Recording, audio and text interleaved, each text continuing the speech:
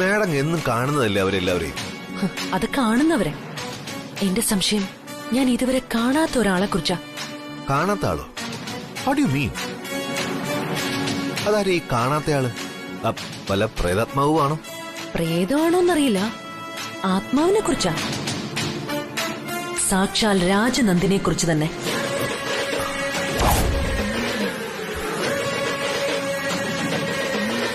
രാജാറാം സാറിനറിയോ ഈ രാജനന്ദിനി സത്യത്തിൽ എങ്ങനെയാ മരിച്ചതെന്ന്?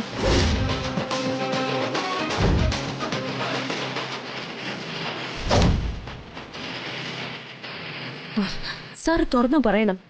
രാജനന്ദിനിയുടെ മരണത്തില് ഈ വീട്ടിലുള്ള ആർക്കെങ്കിലും പങ്കുണ്ടോ? എന്തെങ്കിലും പങ്ക്?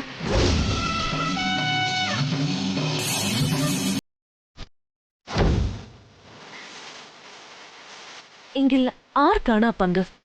ഗായത്രി അമ്മയ്ക്കോ രവിവർമ്മൻ സാറിനോ?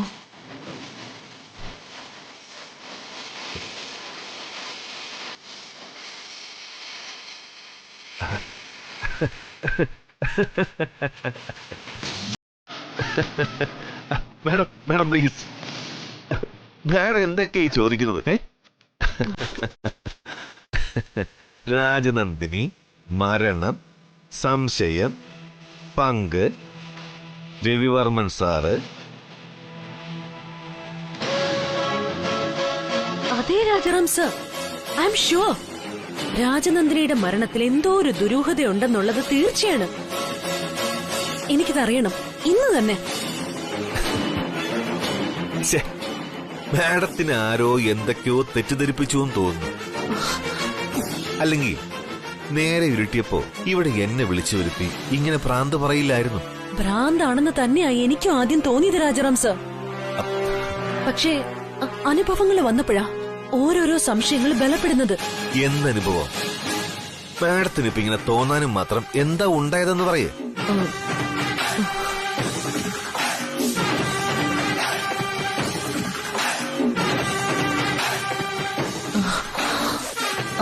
അത് ഇന്ന് പകൽ നേരത്ത്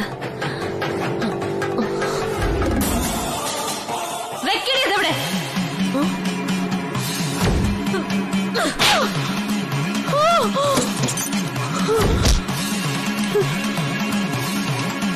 ഞാൻ നീ പറയുന്ന ശ്രീലക്ഷ്മി അല്ല, ഞാൻ രാജനന്ദിനിയാ.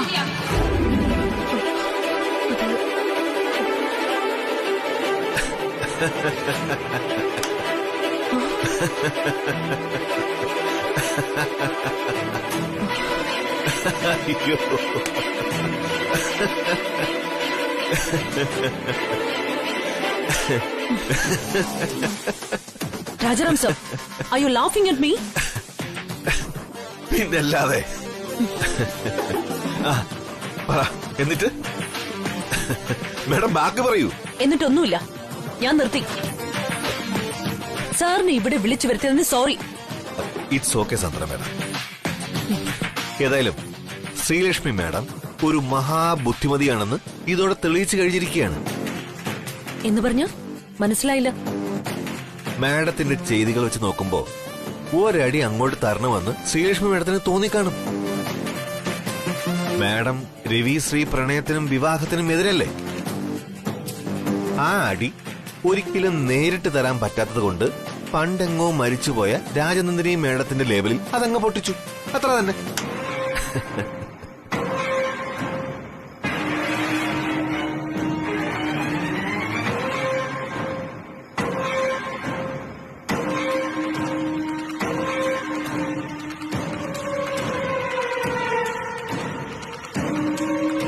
മാഡത്തിന് കൺഫ്യൂഷൻ ആയെങ്കിൽ മനസ്സിലാവാൻ ഒറ്റ വാക്കിൽ ഞാൻ പറഞ്ഞുതരാം. Mono act. കുറച്ചുകൂടി വിശദമായി പറഞ്ഞാൽ, മാഡത്തിനിട്ട് ഒരെണ്ണം പൊട്ടിക്കാൻ ശ്രീലക്ഷ്മി മാഡം നല്ല വെടിപ്പായി എഴുതിയ വൺ ആക്ട് പ്ലേ. മുല്ലച്ചെടി എടുത്തെറിയുന്ന സിറ്റുവേഷൻ മാഡം തന്നെ ഉണ്ടാക്കി കൊടുത്തപ്പോ ശ്രീലക്ഷ്മി മാഡം തിരിച്ച് നന്നായിട്ടങ്ങ് അഭിനയിച്ച് ഫലിപ്പിക്കും. അച്ഛന്റെ വിഷമങ്ങളൊക്കെ എനിക്കറിയാം. രവി സാറിനോടുള്ള ഇഷ്ടം മനസ്സിലുണ്ടായിരുന്നിട്ടും അന്ന് അച്ഛൻ ആലോചിച്ച ആ വിവാഹത്തിന് ഞാൻ സമ്മതിച്ചത്. ആ ബന്ധത്തിന് അച്ഛൻ അത്രയേറെ താല്പര്യം കാണിച്ചതുകൊണ്ട് മാത്രമായിരുന്നു. അച്ഛൻ വിഷമിക്കാതിരിക്കാൻ. പക്ഷെ അത് മുടങ്ങിപ്പോയപ്പോ പിന്നീട് വിവാഹമേ വേണ്ടെന്ന് ഞാൻ തീരുമാനിച്ചതാ. അതും സാധിച്ചില്ല. കാരണം രവി സാറിന് എന്നോടുള്ള സ്നേഹം കണ്ടില്ലെന്ന് നടിക്കാൻ എത്ര ശ്രമിച്ചിട്ട് എനിക്കായില്ല അച്ഛ. സാറിന്റെ സ്വത്തോ പണമോ മോഹിച്ചിട്ടല്ല. രവി സാറിന് എന്നോടുള്ള സ്നേഹം, കരുതൽ, ആത്മാർത്ഥത,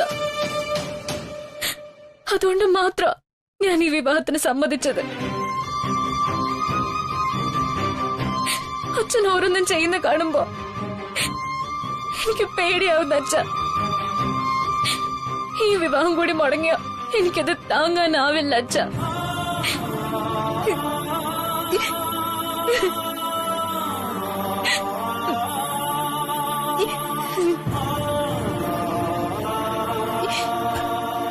എന്താ മോളെ ഇത്?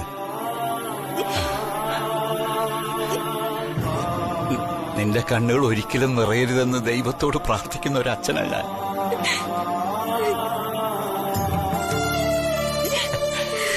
നോക്കിയേ, മോളുടെ നല്ലതല്ലേ അച്ഛൻ ആഗ്രഹിക്കൂ. എന്റെ കണ്ണടയും വരെ മോള് സന്തോഷമായിട്ടിരിക്കണമെന്ന് അച്ഛന്റെ ആഗ്രഹം.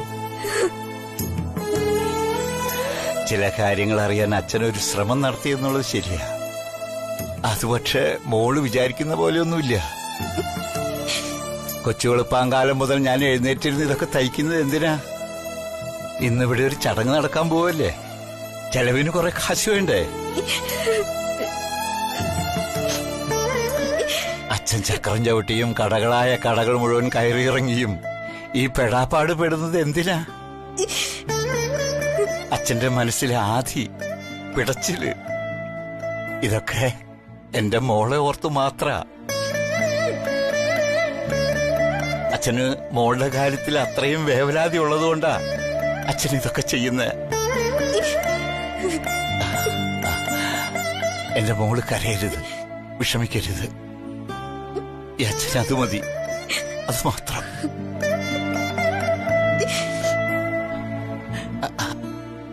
അല്ല, മോൾക്ക് ക്ഷേത്രത്തിൽ പോണ്ടതല്ലേ? അമ്മ പറഞ്ഞു ദേവിയുടെ മുന്നിൽ ചെന്ന് വിഷമങ്ങളും സങ്കടങ്ങളും പറഞ്ഞു പ്രാർത്ഥിക്കാൻ. എന്നാ വേഗം റെഡിയാവ്. മോള് ക്ഷേത്രത്തിൽ പോയി വരുമ്പോഴേക്കും അച്ഛൻ ഈ തയ്ച്ച തുണികളൊക്കെ ടൗണിൽ എത്തിച്ചിട്ട് വരാം.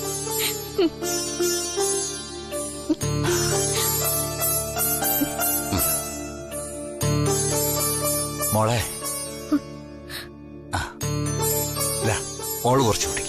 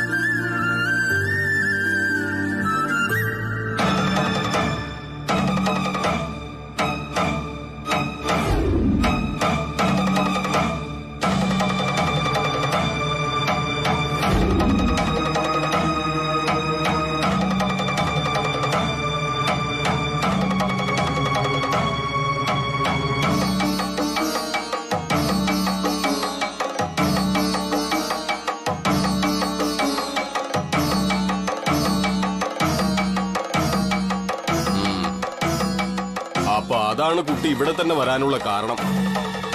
അതെ സ്വാമി. പക്ഷേ കുട്ടിക്കുണ്ടായി എന്ന് എന്നോട് പറഞ്ഞ അനുഭവം അത് മാനുഷ. എന്ത് പരീക്ഷണങ്ങൾ? അത് പ്രവചനാതീതം. എങ്കിലും അമ്മ പറഞ്ഞില്ലേ, പഞ്ചഭൂതങ്ങളാൽ പരീക്ഷണങ്ങൾ നിന്റെ പിറകെയുണ്ട്. ഇപ്പോൾ നീ ഏത് ക്ഷേത്രത്തിലേക്കാണോ ദർശനത്തിന് പോകുന്നത്, ആ പരാശക്തി തന്നെ പരീക്ഷണങ്ങളുടെ സൂചനകൾ നിന്റെ ഗ്രഹത്തിൽ അടയാളമായി കാണിച്ചിരിക്കുന്നു. മംഗളകർമ്മങ്ങളെല്ലാം അഗ്നിസാക്ഷിയായിട്ടാണ് നടത്താറ്. എന്നിരുന്നാലും അഗ്നി അപകടകാരിയാണ്. വരാൻ പോകുന്ന ആപത്തിന്റെ സൂചനകൾ അഗ്നിയായി ദർശിക്കപ്പെട്ടാൽ അത് അനുഭവിച്ചു തന്നെയാകണം.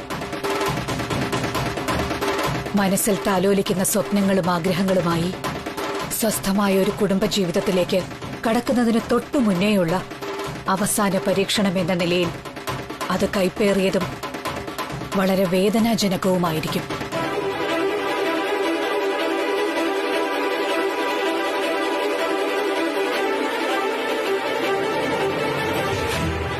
നീ ആരാണെന്നും നിന്റെ ജീവിത ലക്ഷ്യം എന്താണെന്നും അറിയാത്ത ശത്രുപക്ഷത്തെ നാരീ വേഷധാരികൾ ദുർബലയായ നിന്നോട് തന്നെ പോരിനിറങ്ങും. നിന്നെ അപകടപ്പെടുത്തും. മൃത്യുതുല്യമാം വിധം പരീക്ഷണങ്ങൾ ഏറെയുണ്ടാകും. ഓരോ ചുവടും സൂക്ഷിച്ചു വയ്ക്കുക. രക്ഷപ്പെടുമെങ്കിലും അനുഭവം കഠിനമായിരിക്കും. ചതിയും വഞ്ചനയും മുഖമുദ്രയായിട്ടുള്ളവർ നിന്റെ പിന്നാലെയുണ്ട്. നീ നിസ്സാരമെന്ന് കരുതിയവർ ദുർബലരല്ല. ബുദ്ധിയാലും ശക്തിയാലും അവർ എത്രയോ മടങ്ങ് മുകളിലാണ്. നിന്റെ പ്രണയപര്യവസാനത്തിന്റെ നാളുകൾ എണ്ണപ്പെട്ടിരിക്കുന്നു. വിഘാതങ്ങളേറെയുള്ള ആ നാളുകളിലേക്ക് നടന്നെടുക്കുമ്പോൾ അമ്മ പറഞ്ഞതുപോലെ വഴിയിൽ അഗ്നി ഉണ്ടാവും. അഗ്നി മുഖേന നാശവും നല്ലതും സംഭവിക്കും. നീ പതറാതെ മുന്നോട്ട് വെച്ച കാലുകൾ പിന്നോട്ട് ചലിപ്പിക്കാതെ നേരിടുക. അമ്മ നിനക്ക് തുണയായിരിക്കും. ലക്ഷ്യസ്ഥാനത്തെത്തും വരേക്കും മനസ്സൊരുക്കി പ്രാർത്ഥിക്കുക. ബാക്കിയെല്ലാം അവിടുന്ന് നടത്തിത്തരും. ഇപ്പോ മനോധൈര്യം മുറുകെ പിടിച്ച് മുന്നോട്ട് തന്നെ നീങ്ങുക. എല്ലാം നല്ലതായി വരും. അമ്മേ മഹാമായേ, അമ്മേ നാരായണ, ദേവി നാരായണ, ലക്ഷ്മി നാരായണ, അമ്മേ നാരായണ, ദേവി നാരായണ, ലക്ഷ്മി നാരായണ, ദേവി നാരായണ.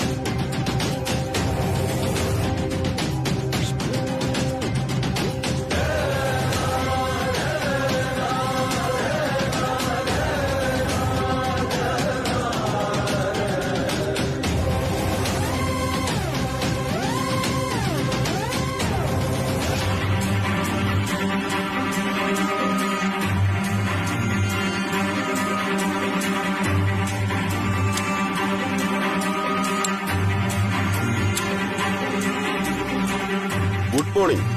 എല്ലാവർക്കും നമസ്കാരം.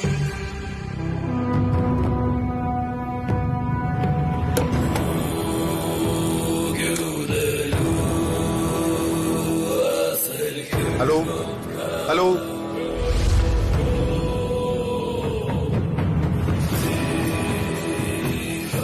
ഞാൻ രവിചന്ദ്രവർമ്മൻ.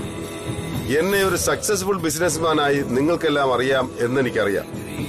പക്ഷേ നിങ്ങൾക്കാർക്കും അറിയാത്ത ഒരു രഹസ്യമുണ്ടെനിക്ക്. ഞാനൊരു കൊലപാതകിയാണ്. Yes, I am a cold blooded murderer. എന്നെ പ്രേമിച്ച് വിവാഹം കഴിച്ച രാജനന്ദിനി എന്ന പെൺകുട്ടിയുടെ മരണത്തിന് പിന്നിൽ ഈ ഞാൻ തന്നെയാണ്. And this is my confession in front of media. ഇതെല്ലാം ഇത്രയും നാൾ മറച്ചുവെച്ച് നിങ്ങൾക്കിടയിൽ ഞാനൊരു നല്ല വ്യക്തിയായി അഭിനയിക്കുകയായിരുന്നു. ഇപ്പോഴെല്ലാം തുറന്നു പറഞ്ഞ് എന്റെ തെറ്റിന്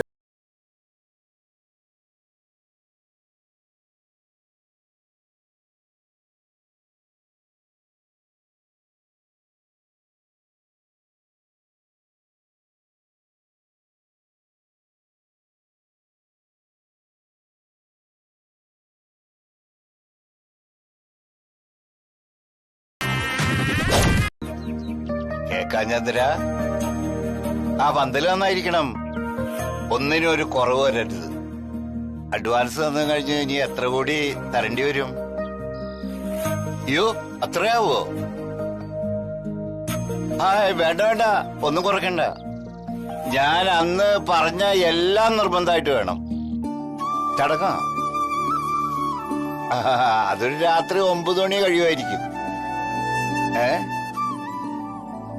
അതെന്ത് പണിയാന്തര? ലൈറ്റുകളെല്ലാം അപ്പൊ തന്നെ അഴിക്കണത് ശരിയല്ല. ഒരു രാത്രി ഇവിടെ കിടക്കട്ടെ. ഞാൻ ഒരു ദിവസത്തേക്കുള്ള വാടക തരണില്ലേ? വേറെ കല്യാണോ? ആ ശരി ശരി. ആ ബാക്കി പൈസ പന്തൽ വിളിക്കുമ്പോ ഞാൻ തരാം. ആ ശരി എന്നാ. ആ അലങ്കാര ലൈറ്റുകളെല്ലാം ചടങ്ങ് കഴിയുമ്പോ തന്നെ അഴിച്ചുകൊണ്ടുപോകുന്ന ചന്ദ്രൻ പറയണത്. ആ വേറെ വല്ല കല്യാണം കാണോ നീ? അത് നീ എങ്ങനെ അറിഞ്ഞേ?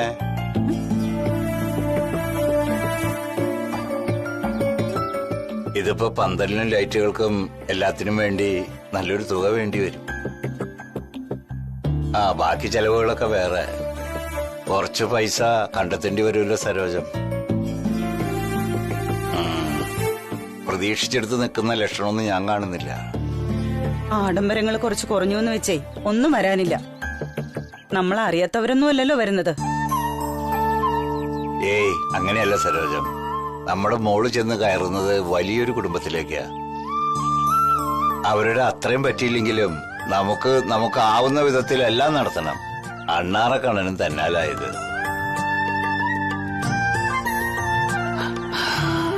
ബുദ്ധിമുട്ടുകളൊക്കെ ഉണ്ടാവും, അത് നമ്മൾ തന്നെ സഹിക്കണം. പക്ഷെ അത് ഇരു ചെവി അറിയരുത്. പുറത്തുനിന്ന് നോക്കുന്ന ഒരാളുടെ കാഴ്ചപ്പാടിൽ ആകെയുള്ള ഒരു മോളുടെ ആവശ്യത്തിന് അവളുടെ അച്ഛന്റെ നിവൃത്തികേടിന് പ്രസക്തിയില്ല. തിളങ്ങണം, വെട്ടിത്തിളങ്ങണം. കടം വാങ്ങിയോ എല്ലാം വിറ്റുപെറുക്കിയോ കാര്യങ്ങളെല്ലാം നടത്തണം.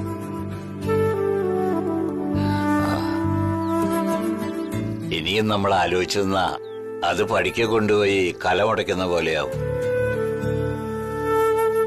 മോളുടെ അക്കൗണ്ടിൽ നിന്ന് ആവശ്യത്തിന് കുറച്ച് പണം എടുത്താലോ അച്ഛാ? ഏയ് അത് വേണ്ട സരോജം, അത് ശരിയാവില്ല. നമ്മളായിട്ട് നമ്മുടെ മോൾക്ക് ഒന്നും ഉണ്ടാക്കി കൊടുത്തിട്ടില്ല. അതവള് അധ്വാനിച്ചുണ്ടാക്കിയ കാശല്ലേ. ഇന്നല്ലെങ്കിൽ നാളെ അവളുടേതെന്ന് പറയാൻ അവളുടെ കയ്യിൽ തന്നെ ഇരിക്കട്ടെ.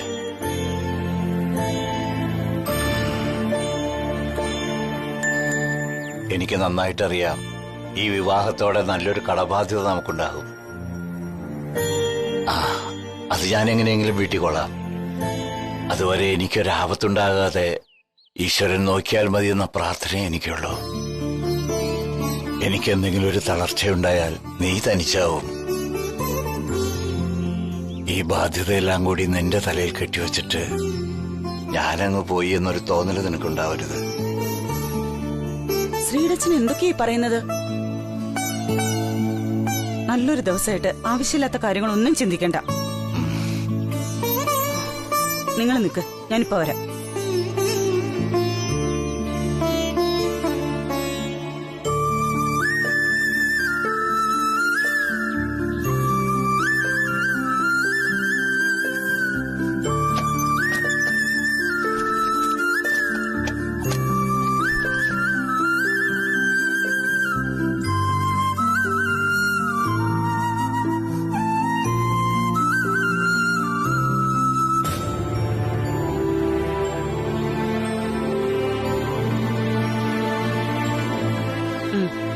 ഇത് എത്രയുണ്ടെന്ന് എനിക്കറിയില്ല. ശ്രീടച്ചൻ തരുന്നത് മിച്ചം പിടിച്ചും കുടുംബശ്രീയിൽ ചിട്ടി കെട്ടിയും ഞാൻ സ്വരൂപിച്ചു വെച്ചിരുന്ന പൈസയാ. ചെറിയ എന്തെങ്കിലും ആവശ്യങ്ങൾക്ക് ഇത് ഉപകരിക്കും. വേണ്ട സരോജം, മോളുടെ കല്യാണത്തിന് നിനക്കും എന്തെങ്കിലും വാങ്ങാൻ കാണുമല്ലോ. ഇത് നീ കയ്യിൽ വെച്ചോ. നിങ്ങൾ പൈസക്ക് നെട്ടോട്ട് ഓടുന്ന സമയത്ത് എനിക്ക് മാത്രമായിട്ട് എന്താവശ്യം ശ്രീടച്ചാ? ഒരു കുറവും ഇല്ലാതെ നമ്മുടെ മോളെ രവിസാറിന്റെ കയ്യിൽ പിടിച്ചേൽപ്പിക്കണം. അത്രയുള്ളൂ എന്റെ ആവശ്യം.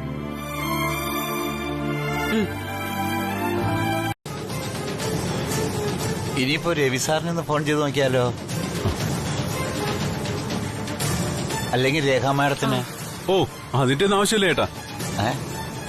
ചിലപ്പോ ആളിപ്പോഴെങ്കിൽ വരുമായിരിക്കും.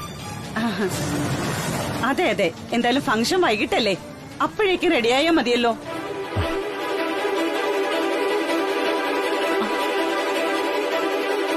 ആ ദേ മോളെത്തിയല്ലോ. ഹലോ മാഡം, നമസ്കാരം. നമസ്കാരം. എന്താ വിശേഷിച്ച്? അത് മോളെ, ഇവര് നിന്നെ വിളിച്ചുകൊണ്ടു പോവാൻ വന്നതാ. വിളിച്ചോണ്ട് പോവാനോ? എങ്ങോട്ട്? ആഹാ, അത് കൊള്ളാം. വൈകുന്നേരത്തേക്ക് നിന്നെ ഒരുക്കിക്കൊണ്ടുവരാൻ വേണ്ടി രേഖാമാട അയച്ചതാ ഇവരെ. ആണോ? പക്ഷെ ഇന്നലെ മാഡം പറഞ്ഞത് ഫംഗ്ഷന് തൊട്ടു മുമ്പ് ഒരുങ്ങിയാൽ മതിയെന്നാണല്ലോ. മേക്കപ്പ് മാത്രമായിരുന്നെങ്കിൽ ഫംഗ്ഷന് മുൻപ് മതിയായിരുന്നു മാഡം. പക്ഷെ ഇതിപ്പോ ഫേഷ്യലും മാനിക്യൂറും പെഡിക്യൂറും ഒക്കെ ചെയ്യണമെങ്കിൽ പാർലറിൽ തന്നെ പോയേണ്ടി വരും. പാർലറിലേക്കോ? Yes madam. ഫേഷ്യൽ മാത്രമായിരുന്നെങ്കിൽ ഇവിടെ തന്നെ ചെയ്യായിരുന്നു. ബാക്കി വർക്കുകളുടെ എക്യുപ്മെന്റ്സ് എല്ലാം പാർലറിലാണുള്ളത്. അതുകൊണ്ട് മാഡം നേരിട്ട് വന്നാലേ കാര്യം നടക്കൂ. അതെയോ? സോറി, ഞാനങ്ങനെ പാർലറിൽ പോയിട്ട് ശീലമില്ല. ഫംഗ്ഷന് മുമ്പ് ജസ്റ്റ് ഒന്ന് ടച്ചപ്പ് ചെയ്താൽ മതിയായിരുന്നു. ജസ്റ്റ് ടച്ചപ്പ് ചെയ്ത മേക്കപ്പ് ചെയ്യുന്ന പോലെ ഒരു ലുക്ക് കിട്ടില്ല മാഡം. മാത്രമല്ല ഇന്നത്തെ ഫംഗ്ഷന്റെ സെന്റർ ഓഫ് അട്രാക്ഷൻ തന്നെ മാഡം ആണ്. മാഡം ഇക്കാര്യത്തിൽ ഉഴപ്പരുത്. രേഖ മാഡം ഞങ്ങളെ ആയിരിക്കും വഴക്ക് പറയുക. പക്ഷേ മാഡം പ്ലീസ്, ഞങ്ങൾക്കൊരു ഇമ്പോർട്ടന്റ് വർക്കാണിത്. മാഡത്തിനെ എത്രയും ബ്യൂട്ടിഫുൾ ആയിട്ട് ഒരുക്കുന്നോ ഞങ്ങൾക്ക് അത്രയും പേര് കിട്ടും. ഞങ്ങളുടെ പ്രൊഫഷന്റെ കാര്യം കൂടി മാഡം ആലോചിക്കണം പ്ലീസ്. ചെല്ലു മോളെ, ഇത്രയൊക്കെ പറയുന്നതല്ലേ, വെറുതെ എന്തിനാ വാശി പിടിക്കുന്നേ? അല്ലെങ്കിൽ രേഖാ മാഡം പറഞ്ഞു വിട്ടതല്ലേ ഇവരെ. പോകാതിരുന്ന മാഡത്തിന് വിഷമാവും. അത് നല്ലതല്ല.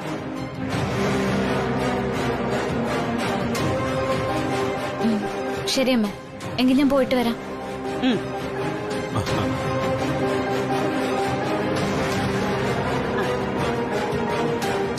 വരും. ശരി എന്നാ. ശരി.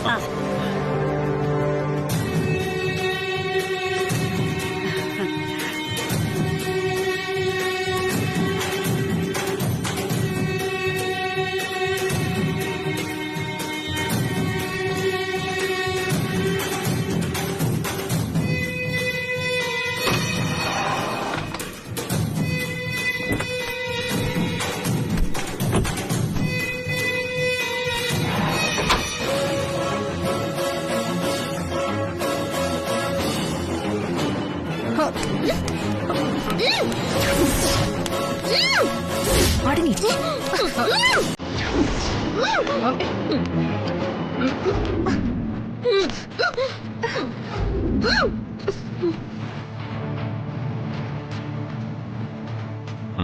വണ്ടി എടുക്ക.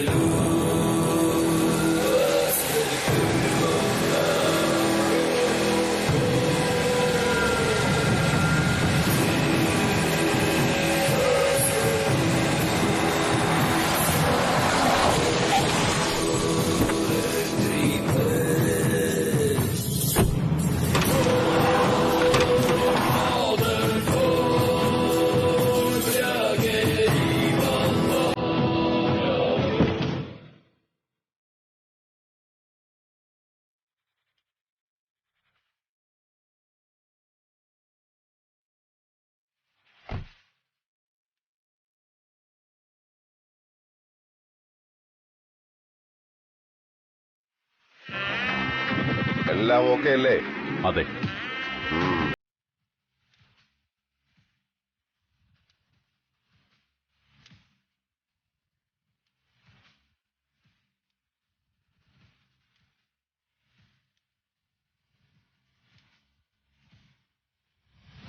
നല്ലത് തന്നെ പപ്പി. ഒരമണിക്കൂറേ, അപ്പോഴേക്കും ഞാൻ ഈ ജോലിയൊക്കെ ഒന്ന് ഒതുക്കിയിട്ട് വരാം. ആ, ചേച്ചി റെഡിയായിട്ട് വന്ന് വിളിച്ചാ മതി. ആ, അല്ല, പന്തലൊന്നുമില്ലേ കല്യാണത്തിന്? രാത്രിയിലല്ലേ കല്യാണം. സന്ധ്യയ്ക്ക് മുമ്പേ പന്തലും അലങ്കാരങ്ങളും ഒക്കെ ഇട്ടോളാൻ അവര് പറഞ്ഞത്. ഓ, ആ ചന്ദ്രനെയാ ശ്രീടച്ചൻ ഇടപാട് ചെയ്തിരിക്കുന്നത്. എന്നാ ശരി ചേച്ചി.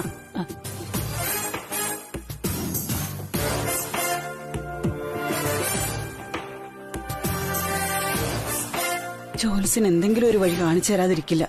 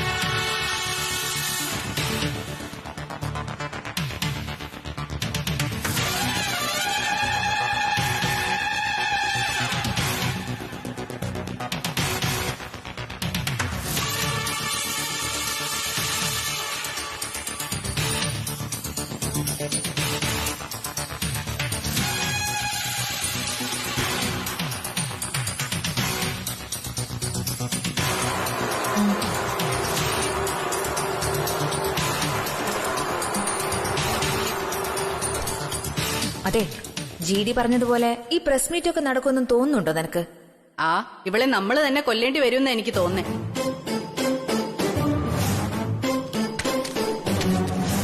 നീ ആ മാച്ച് ബോക്സ് ഒന്ന് തന്നെ. എന്റെ ഇല്ല, ഞാൻ അവന്മാരെന്ന് വാങ്ങിച്ചോണ്ടുവരാം.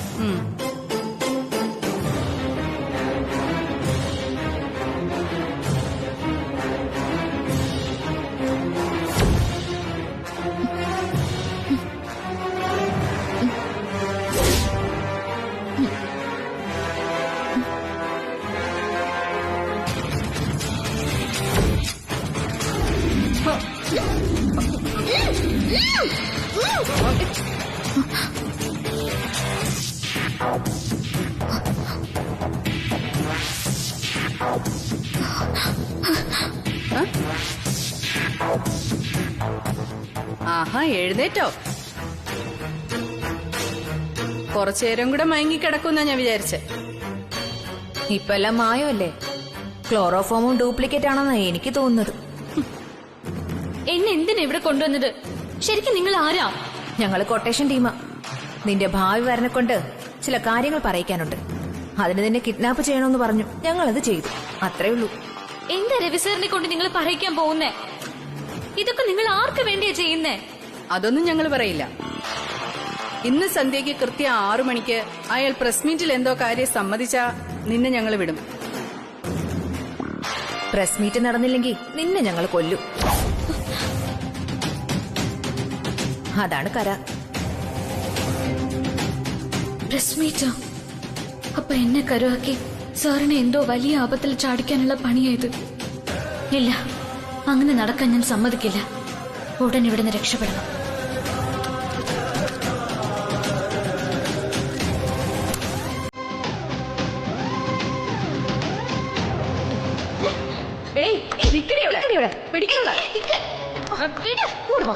എവിടെയാ നീ ഓടുന്നേ? എന്നെ വെച്ചങ്ങനെ സാറിനെ കൊണ്ട് പറയിക്കാൻ സമ്മതിക്കില്ല. നിന്റെ സമ്മതം ആർക്കും വേണോടി? ഓടി ഇങ്ങോട്ട്. നീ പേരട്ടെ.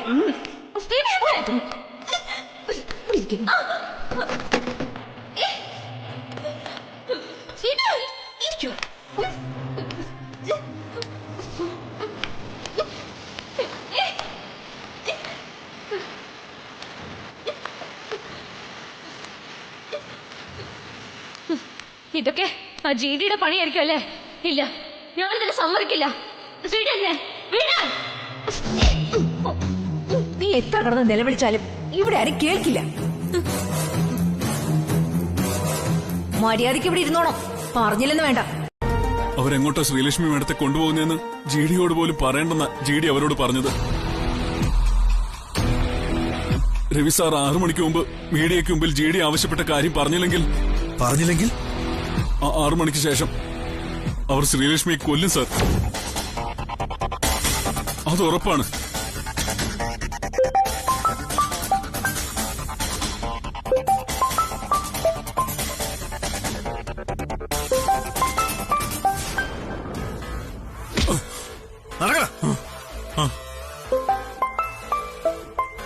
ഹലോ.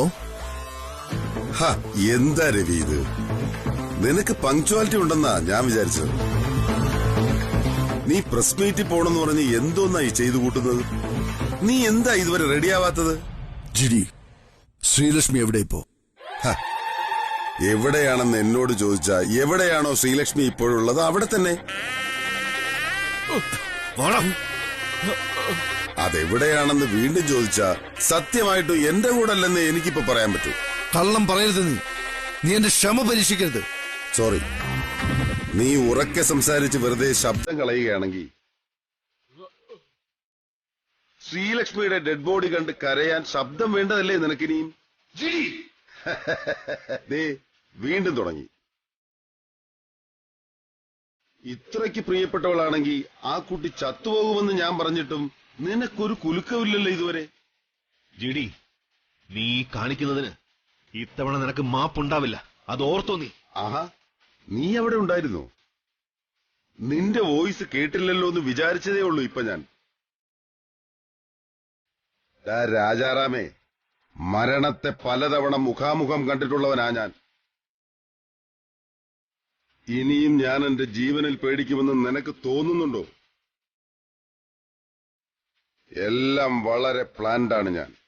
രവിയെ ഒരു തവണയെങ്കിൽ ഒരു തവണ ജയിച്ചതിന്റെ അടുത്ത നിമിഷം മാത്രമേ ഞാൻ മരിക്കൂ. സന്തോഷമായിട്ട്. ജിനി, ശ്രീലക്ഷ്മിക്കൊന്നും സംഭവിക്കാൻ പാടില്ല. സോറി രവി, എനിക്കതിൽ ഒരു ഗ്യാരണ്ടിയും തരാൻ സാധിക്കില്ല. ഇപ്പോൾ 6 മണിയാവുമ്പോൾ നീ മീഡിയയ്ക്ക് മുന്നിൽ ഞാൻ പറഞ്ഞ കാര്യങ്ങൾ ഏറ്റുപറഞ്ഞ് കുറ്റസമ്മതം നടത്തണം.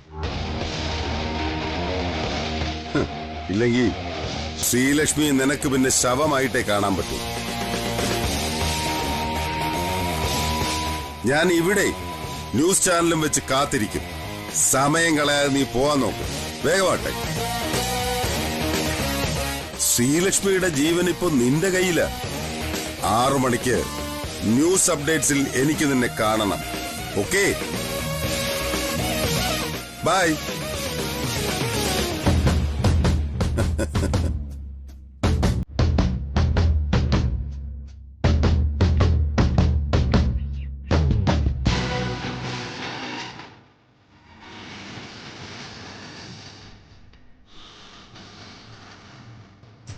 അങ്ങോട്ട്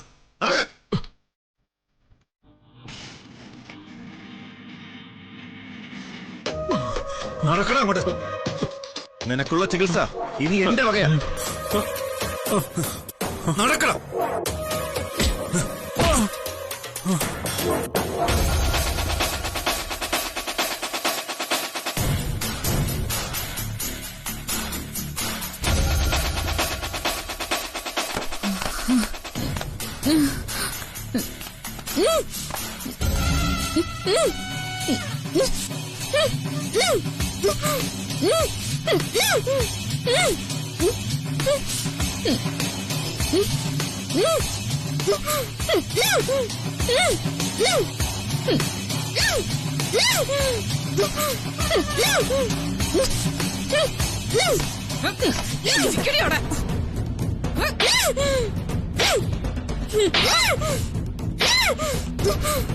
മതി മതിയടിച്ചത്.